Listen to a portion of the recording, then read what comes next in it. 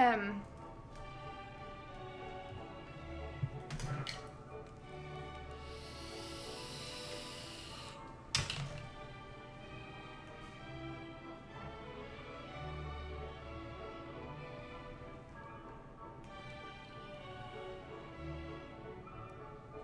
Hello, Kyler.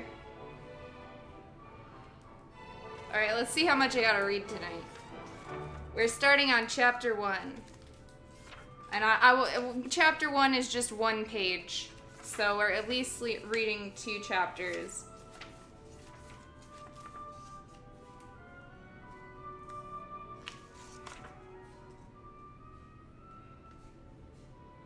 Okay, chapter 2 is actually a perfect place to stop. Once we get to chapter 2, blah blah blah, then I will stop after chapter 2. Once we get to chapter 2. Fight Guide, thank you for 12 months, and it sounds interesting. I hope so.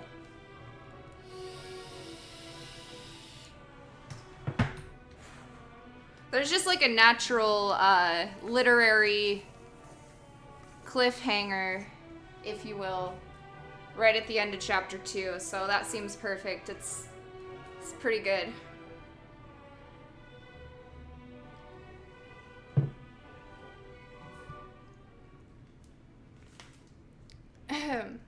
Chapter 1. Nothing matters. I have known that for a long time. So nothing is worth doing. I just realized that.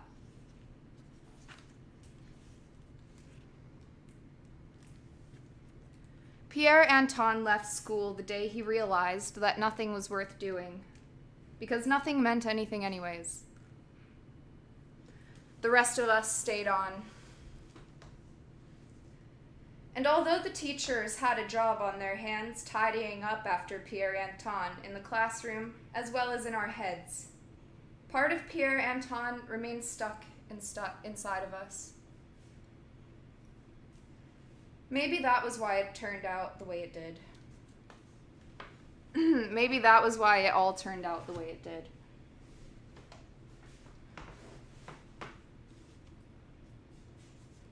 It was the second week of August. The sun was heavy, making us slow and irritable.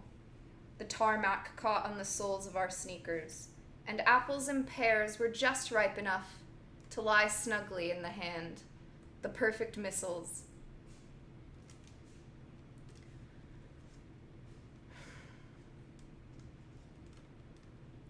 We looked neither left nor right. It was the first day of school after summer vacation. The classroom smelled of detergent and weeks of emptiness. The windows reflected clear and bright, and the blackboard was yet to be blanketed with chalk dust. The desks stood 2 by 2 in rows as straight as hospital corridors, as they did only on this one day of the year. Class 7A. We found our seats without caring to shake any familiarity into the orderliness. There's a time for everything. Better things, jumbled things, but not today. Mr. Eskildson bid us welcome with the same joke he made every year. Take joy in this day, children, he said. There would be no such thing as vacation if it were not for such a thing as school. We laughed, not because it was funny, but because him saying it was. It was then that Pierre Anton stood up.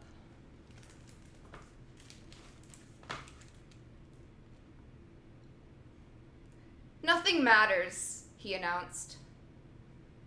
I've known that for a long time. So nothing's worth doing. I just realized that. Calm and collected, he bent down and put everything he had just taken out back in his bag. He nodded goodbye with a disinterested look and left the classroom without closing the door behind him. The door smiled.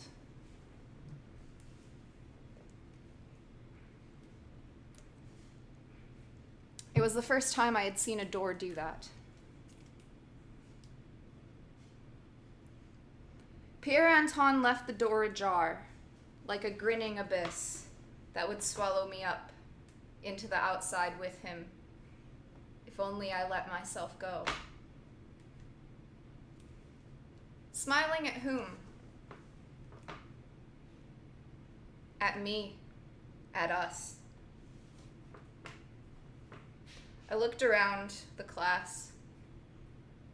The uncomfortable silence told me the others had felt it too. They're in like the Netherlands, some Scandinavian place. So there actually are going to be some words that I will struggle to pronounce eventually. The door smiled. Smiling at whom? At me. At us. I don't know, something like that. I looked around the class. The uncomfortable silence told me the others had felt it too. We were supposed to amount to something. Something was the same as someone. And even if nobody ever said so out loud, it was hardly left unspoken either. It was just in the air, or in the time, or in the fence surrounding the school, or in our pillows, or in the soft toys that, after having served us so loyally, had now been unjustly discarded and left to gather dust in attics or basements. I hadn't known. Pierre Anton's smiling door told me. I still didn't know with my mind, but all the same I knew. All of a sudden I was scared. Scared of Pierre Anton. Scared. More scared. Most scared.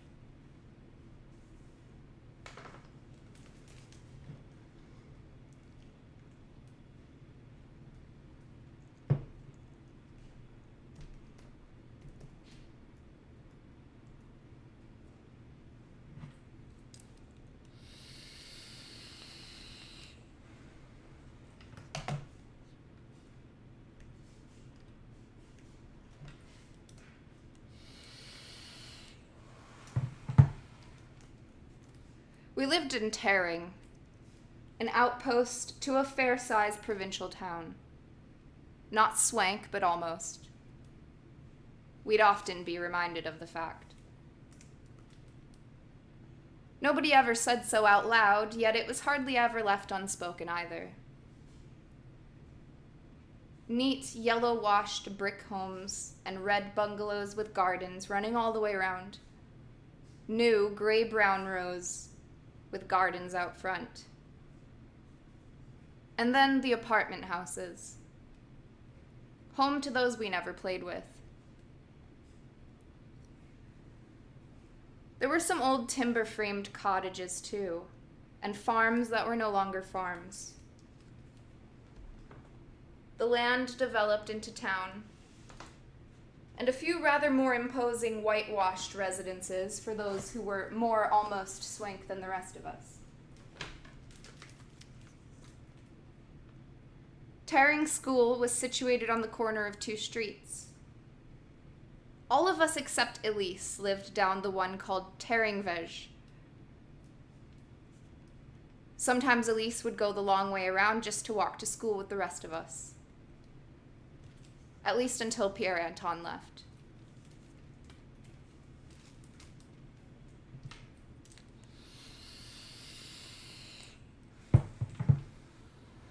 Vey? Cool, thank you, Bjorker. Teringweg. Sometimes Elise would go the long way around just to walk to school with the rest of us. At least until Pierre Anton left. Pierre Anton lived with his father and the rest of the commune in an old farmhouse at Terringvay number 25. Pierre Anton's father and the commune were all hippies who were still stuck in 68. That was what our parents said. And even though we didn't really know what it meant, we said it too. In the front yard by the street, there was a plum tree.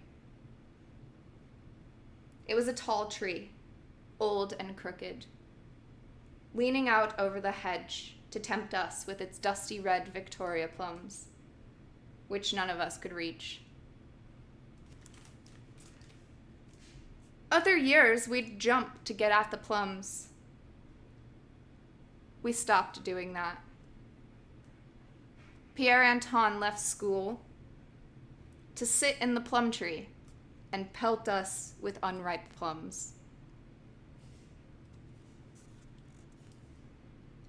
Some of them hit home, not because Pierre Anton was aiming at us, because that wasn't worth it, he proclaimed. It was just chance that made it so. He yelled at us too. "It's all a waste of time," he yelled one day. "Everything begins only to end. The moment you were born, you began to die. That's how it is with everything. The Earth is 4,600,000,000 years old, and you're going to reach 100 at the most," he yelled another day. "It's not even worth the bother." And he went on. "It's all a big masquerade, all make-believe, and making out you're the best at it."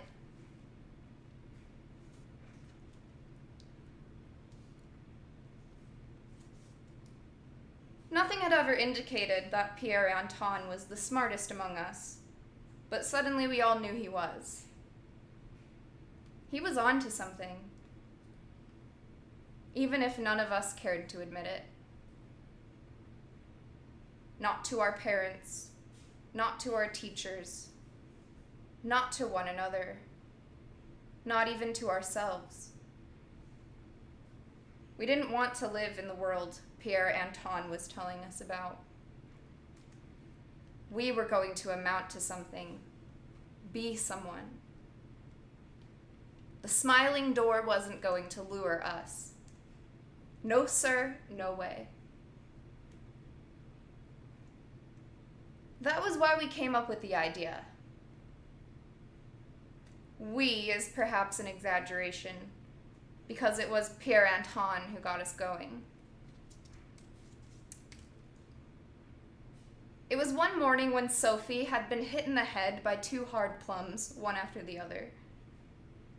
And she was so mad at Pierre Anton for just sitting there in his tree, disheartening all of us. "All you ever do is sit there gawking. Is that any better?" she yelled. "I'm not gawking," Pierre Anton replied, calmly. "I'm contemplating the sky and getting used to doing nothing." "The heck you are," Sophie yelled angrily, and hurled a stick up at Pierre Anton in the plum tree. It landed in the hedge, way beneath him.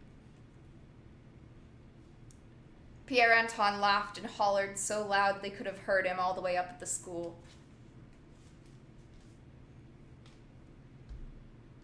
"If something's worth getting upset about, then there must be something worth getting happy about.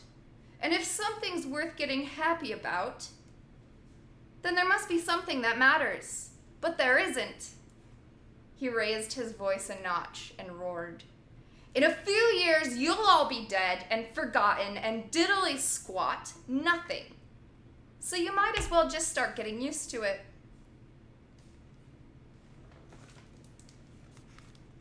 That was when we understood we had to get Pierre Anton out of that plum tree.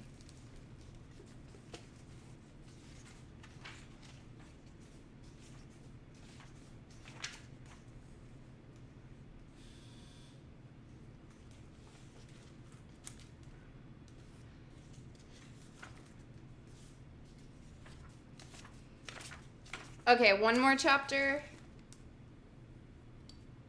That was chapter 2. We understood we had to get him out of the plum tree. Okay, one more.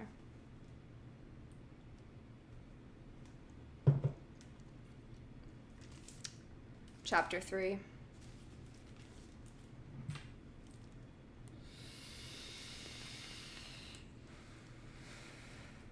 Thank you guys for listening. Hope you're having fun.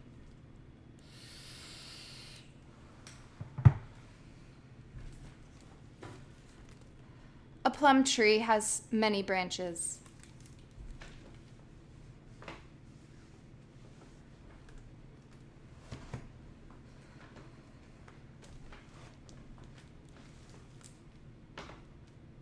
So many endless branches. I gotta keep the glasses on. A plum tree has so many branches. Or has many branches. So many endless branches. All too many endless branches.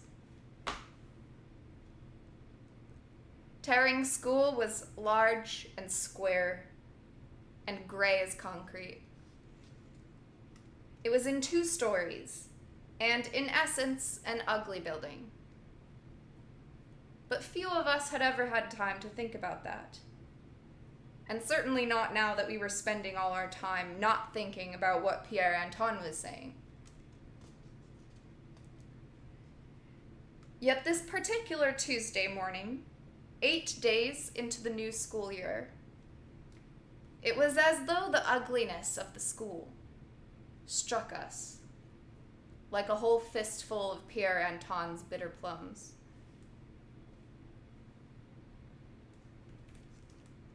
I walked with Jan Johan and Sophie through the gate into the schoolyard.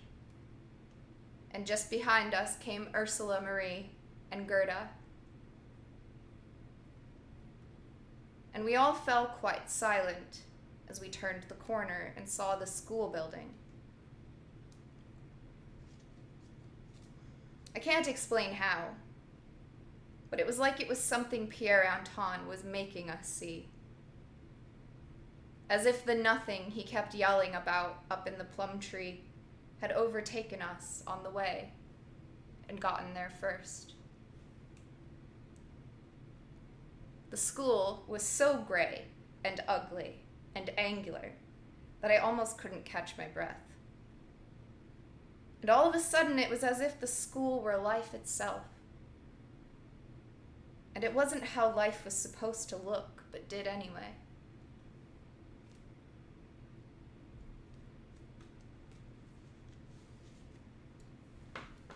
I felt a violent urge to run over to Terringvay 25 and climb up to Pierre Antoine in his plum tree and stare into the sky until I became a part of the outside and nothing, and never had to think about anything again. But I was supposed to amount to something, be someone. So I stayed where I was and just looked the other way and dug my nails into the palm of my hand until it hurt, good and strong. Smiling door, open, close. I wasn't the only one to feel outside calling. We have to do something, Jan Johan whispered, making sure the new 7th graders just ahead of us didn't hear him. Jan Johan could play the guitar and sing Beatles songs, so you could hardly tell the difference between him and the real ones. He's right, whispered Ursula Marie, whom I suspected of having a crush on Jan Johan. And sure enough, Gerda sniggered right away and stabbed the air with her elbow, Ursula Marie having walked on in the meantime. But what? I whispered, breaking into a trot. The kids from the other class had come disconcertingly close. Among them, the bully boys who twanged rubber bands and dried peas at the girls whenever the opportunity arose. And my opportunity looked like it was going to arise pretty soon. Jan Johan sent a note around in math, and the whole class met down on the soccer field after school. Everyone except Henrik, because Henrik was the son of our biology teacher, and we didn't want to run any kind of risk.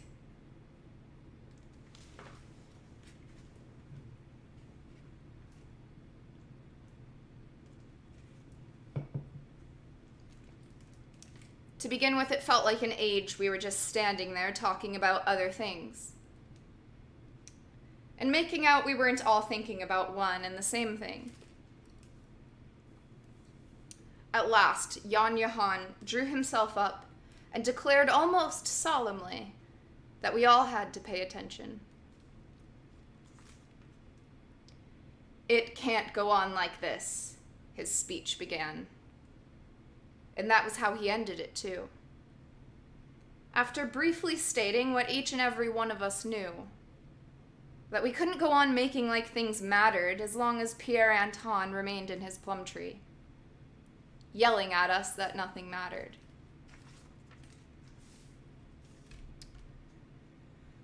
We had just started 7th grade, and we were all so modern and so well-versed in life and being in the world that we knew that everything was more about how it appeared than how it was.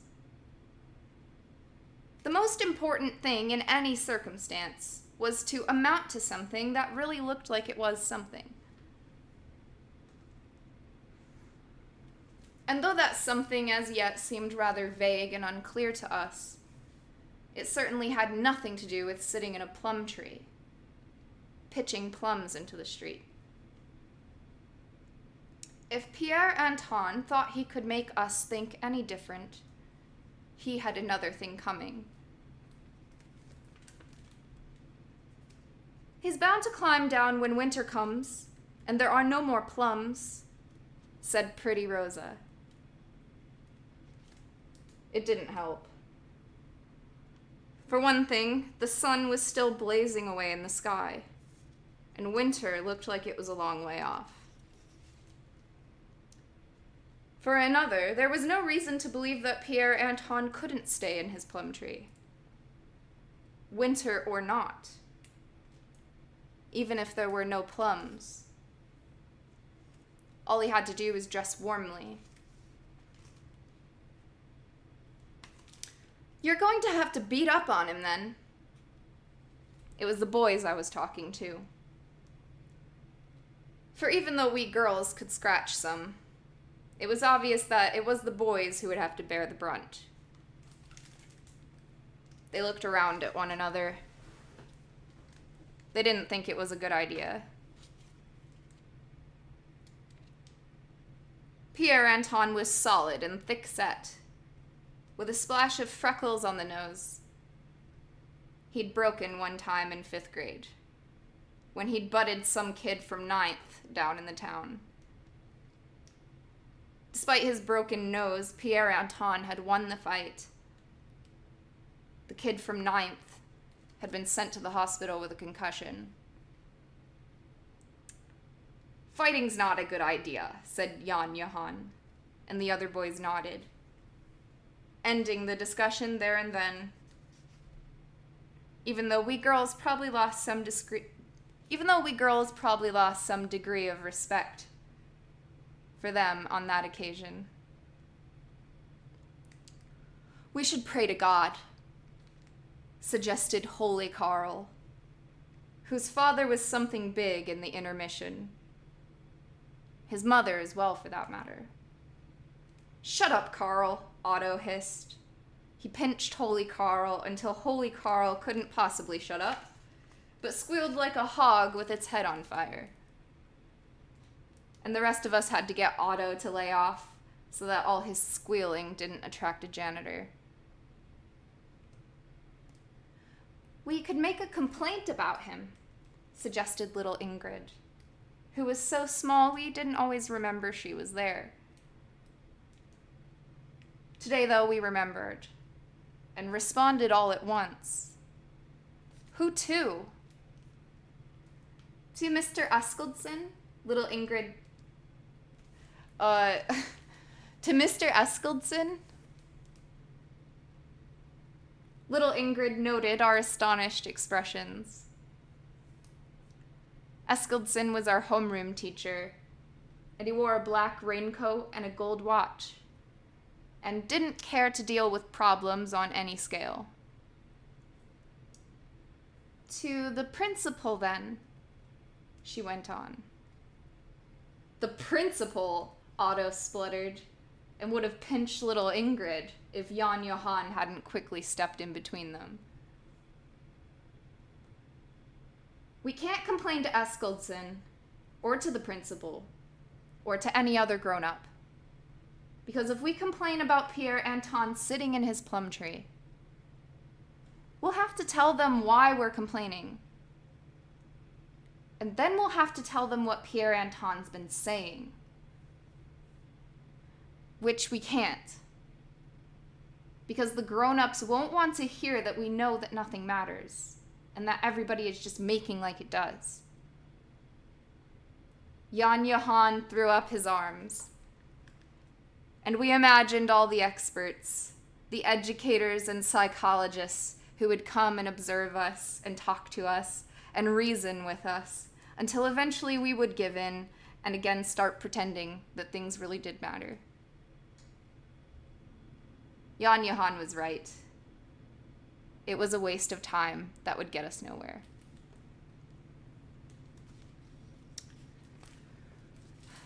For a while, no one said anything. I screwed my eyes up at the sun, then stared at the white soccer goals without their nets. Then behind me, at the shot put circle, the high jump mattress, and the running track. A gentle breeze was blowing through the beech hedge that ran around the soccer field. And suddenly, it was all like a gym lesson, and a day like any other. And I almost forgot why we had to get Pierre Anton out of his plum tree. For all I care, he can sit up there and yell till he rots, I thought. I said nothing. The thought was true, only at the moment it was thought. Let's pelt him with stones, Otto suggested. And now came a lengthy discussion about where to get a hold of the stones and how big they should be and who was going to throw them. For the idea was good. Good, better, best. It was the only one we had.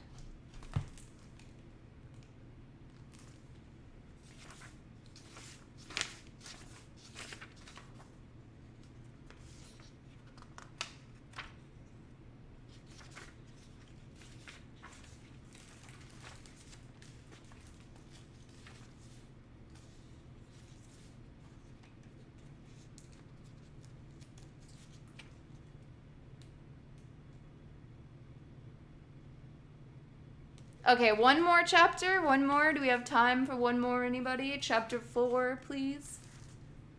Chapter 4 has another good cliffhanger that we can leave it at. Anonymous, thank you for $100. God bless you in the name of Holy Carl. Hey, Sky. Hi, everybody. Hello, Cult Leader. One more chapter, then I shall stop, I swear. It's a good book, isn't it?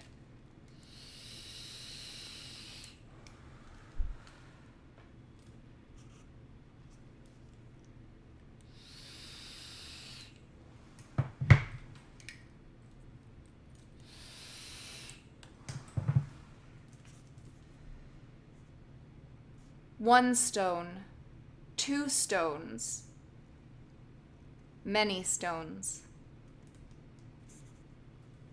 They were all piled high up in the bike trailer Holy Carl used every Tuesday afternoon for delivering the local paper and the church newsletter, the first Wednesday of the month. We'd gathered them down by the stream, where they were big and round, and the trailer was heavy as a dead horse. We were all going to throw. 2 each at the least, Jan Johann commanded.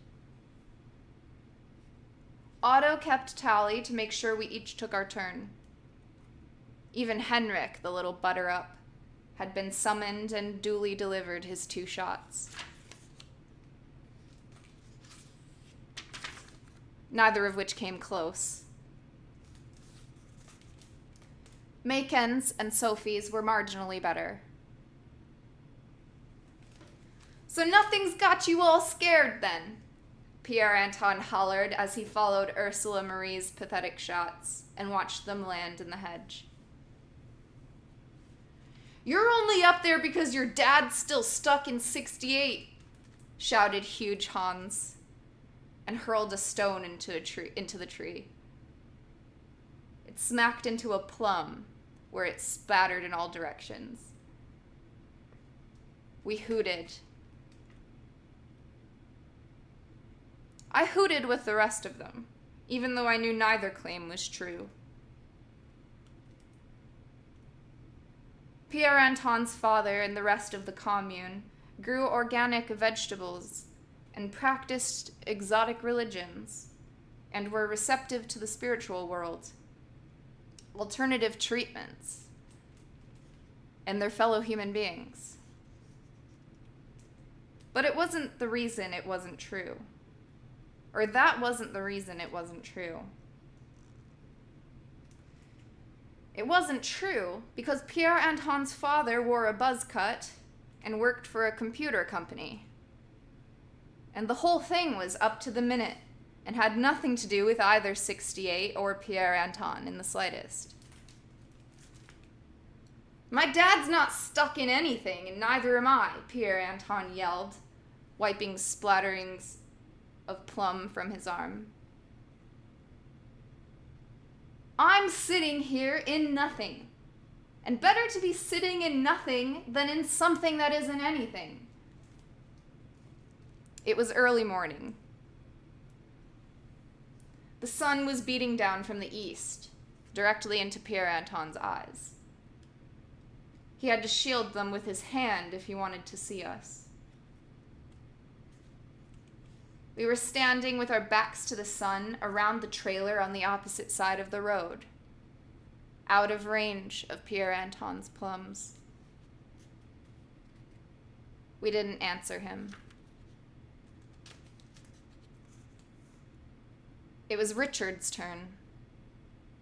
And Richard hurled a stone that cracked hard against the trunk of the plum tree, and another that tore in among the leaves and plums, and just missed Pierre Anton's left ear. Then it was my turn.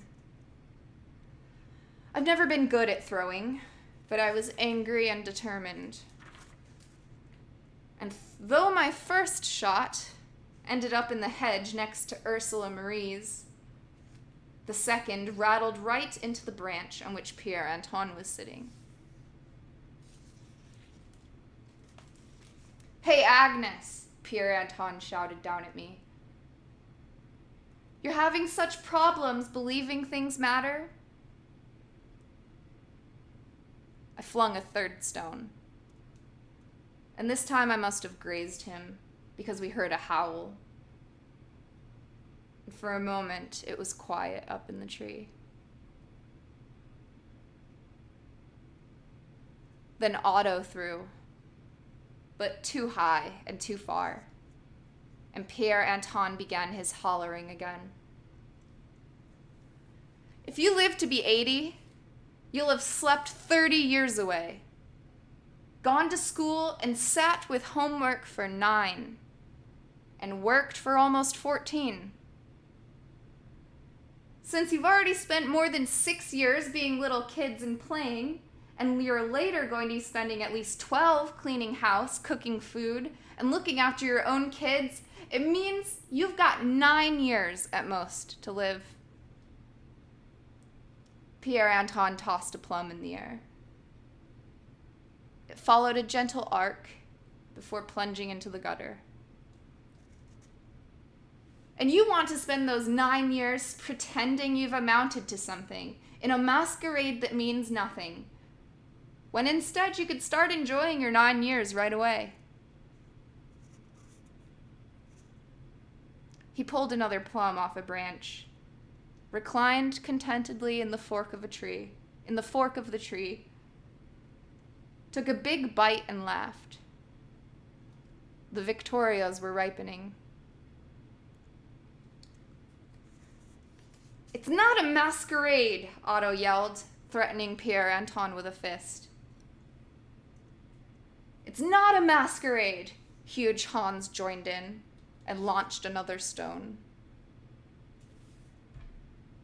"Then how come everyone's making like everything that isn't important is very important, and all the while they're so busy pretending what's really important isn't important at all?" Pierre Anton laughed and drew an arm across his face to wipe away the plum juice from his chin. "I'm not owned." And wiped away the plum juice from his chin. "How come it's so important that we learn to say please and thank you and the same to you and how do you do when soon none of us will be doing anything anymore and everyone knows that instead they could be sitting here eating plums, watching the world go by and getting used to being part of nothing?"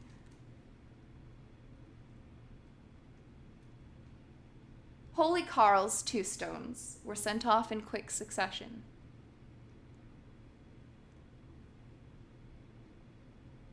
If nothing matters, then it's better doing nothing than something. Especially if something is throwing stones, because you haven't got the guts to climb trees. He's not depressed, but maybe a little bit. Anyways, he seems fine. Especially if something is throwing stones because you haven't got the guts to climb trees. Ho's mad. The stones rained on the plum tree from all directions, from all sides.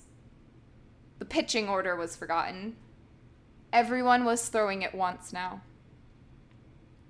And soon, Pierre Anton let out a howl and fell from the tree, landing with a thump on the grass behind the hedge.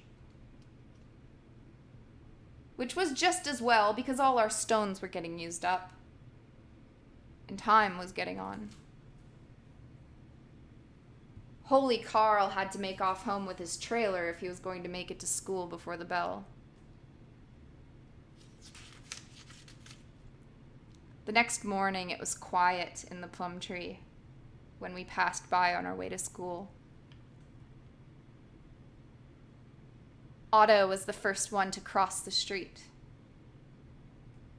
Then followed huge Hans, who jumped up heavily and yanked away 2 Victorias with a handful of leaves and a holler.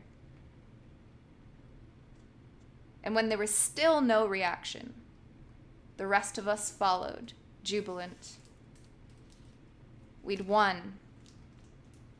Victory is sweet. Victory is victory.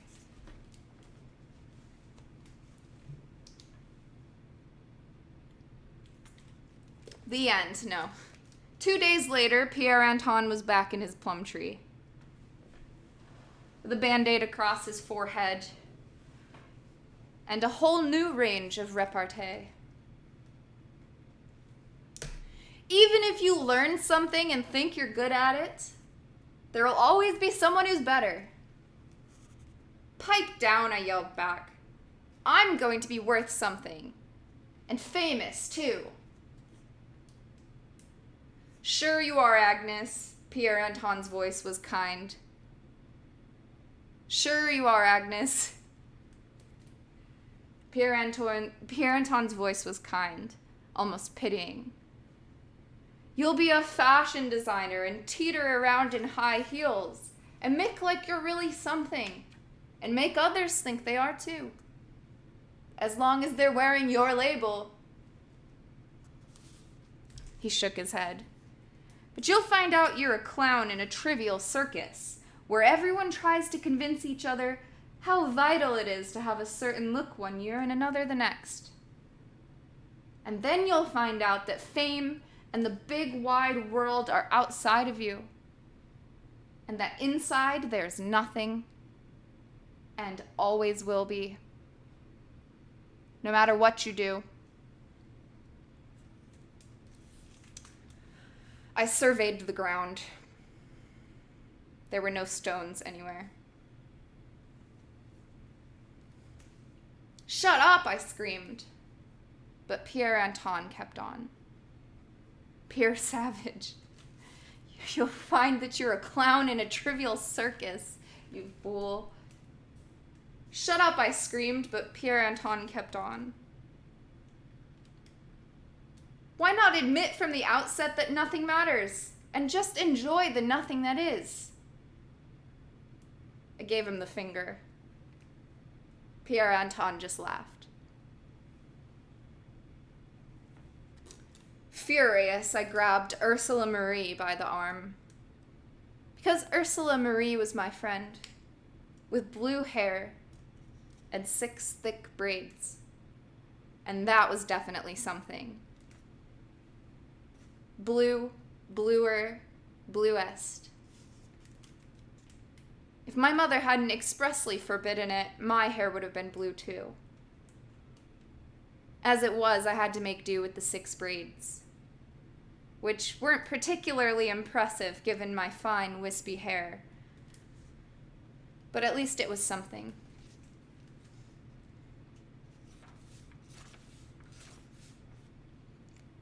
Whoops, I just pulled my nose ring out.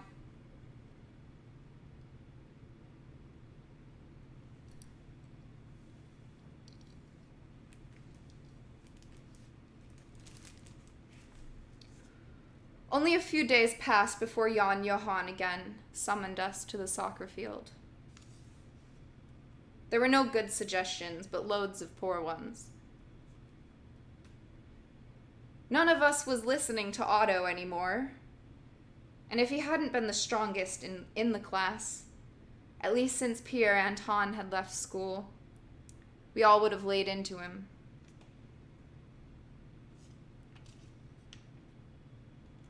Just as we were about to break up and leave, not being able to come up with anything anyway,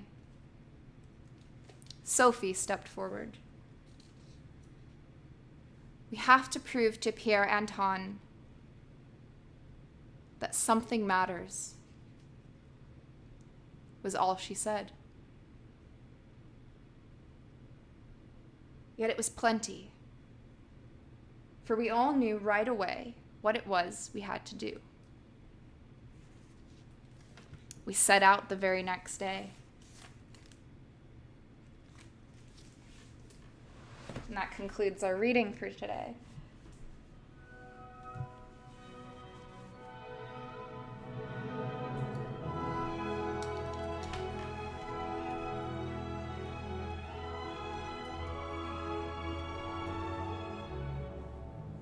Thank you for listening. God bless you all. Don't get hit by any plums. Ah, the hyperclaps. Ah.